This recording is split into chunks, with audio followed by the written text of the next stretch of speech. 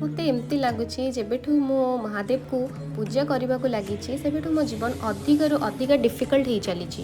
ସେବେଠୁ ବହୁତ ଲୋକ ମୋଠୁ ଦୂରେଇ ଯାଉଛନ୍ତି, ଏମିତିକି ମୋ ରିଲେଟିଭ୍ସ, ମୋ ଫ୍ରେଣ୍ଡସ୍, ଏମିତି ବହୁତ କିଛି ସିଚୁଏସନ୍ ବି ଚେଞ୍ଜ ହେବାରେ ଲାଗିଛି, ମାନେ ଯାହାକି ମୁଁ ଆଗରୁ କେବେ ଫେସ୍ କରିନଥିଲି। ଆଉ ମୋର ସବୁ କମ୍ଫର୍ଟ ଜୋନ୍ ପୁରା ସରି ସରି ଯାଉଛି, ଆଉ ଷ୍ଟ୍ରଗଲ୍ ବଢ଼ି ବଢ଼ି ଯାଉଛି। ଆଉ ତୁମେ ଏତେ ଏକେଲା ନିଜକୁ ପାଇବ ଯେ ସେଇଟା ତୁମେ ଆଗରୁ କେବେ ବି ସେ ଜିନିଷ ଫିଲ୍ ବି କରିନଥିବ। ସତରେ ମହାଦେବ ବହୁତ ପରୀକ୍ଷା ନିଅନ୍ତି, ତୁମେ କେବେ ଭାବି ବି ପାରିବନି ଏତେ ଅଧିକ ଟେଷ୍ଟ ନିଅନ୍ତି ସେ ତୁମ ଆଗରେ ଲୋକଙ୍କ ଅଶ୍ଳୀ ରୂପ ଆଣିକି ରଖିଦେବେ, ଯାହାକୁ ତୁମେ ବହୁତ ନିଜର ଭାବୁଥିବ, ବହୁତ ବିଶ୍ୱାସ କରୁଥିବ। କେବେ ତୁମେ ଭାବି ବି ପାରିନଥିବ କି ବିଶ୍ୱାସ ବି କରିପାରିବନି କି ସେ ଲୋକ ତୁମ ବିଷୟରେ ବି ଏମିତି ଏମିତି ଭାବୁଥିଲା କି ଏମିତି ଏମିତି କହୁଥିଲା।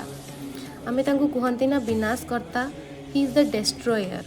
ଫର୍ ରିଏଲ୍ ସେ ତୁମ ମନରେ ଥିବା ସବୁ ଭୟ, ଦ୍ୱନ୍ଦ୍ୱ, ଅଜ୍ଞାନତାକୁ ଡିଷ୍ଟ୍ରୟ କରିଦିଅନ୍ତି। ତୁମକୁ ଏକଦମ ପ୍ରଥମେ ଏକା ତ କରିଦିଅନ୍ତି ସତ, କିନ୍ତୁ ତାପରେ ତୁମକୁ ଏମିତି ତୁମର ଗୋଟେ ଭର୍ସନ୍ ସେ ଜେନେରେଟ୍ କରନ୍ତି, ତୁମକୁ ଏମିତି ଗୋଟେ ମଡ଼ିଫାଏ କରିଦିଅନ୍ତି କି ତୁମେ କେବେ ଆଗରୁ ଭାବିନଥିବ। ତୁମେ ନିଜେ ସେତେବେଳେ ଜାଣିପାରିବ ମୁଁ କ'ଣ ଥିଲି ଆଉ କ'ଣ ହେଇଛି।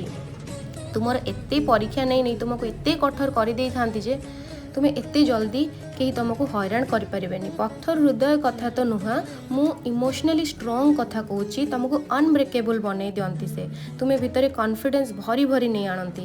ବାସ୍ ହାର ମାନିବନି। ଯେଉଁ ମହାଦେବକୁ ଏତେ ପ୍ରାର୍ଥନା କରିଛ, ତାଙ୍କ ଉପରେ ଭରସା ରଖିବ, ତୁମକୁ ସେ ସବୁ ଆଣିଦେବେ ଯାହା ପାଇଁ ତୁମେ ଯୋଗ୍ୟ, ଯାହା ପାଇଁ ତୁମେ ଏତେ କାନ୍ଦିଛ, ଏତେ ରାତି ଅନିଦ୍ର ହେଇଛ। आई विश महादेव तुमको तुम फैमिली मेम्बर्स को भलरे रखंतु, सुस्थ रखंतु। Last but not the list, he is making you strong enough to deal with this world, so keep patience. He is just unlocking your modified version, your best version for sure. So trust the process and comment her her Mahadev.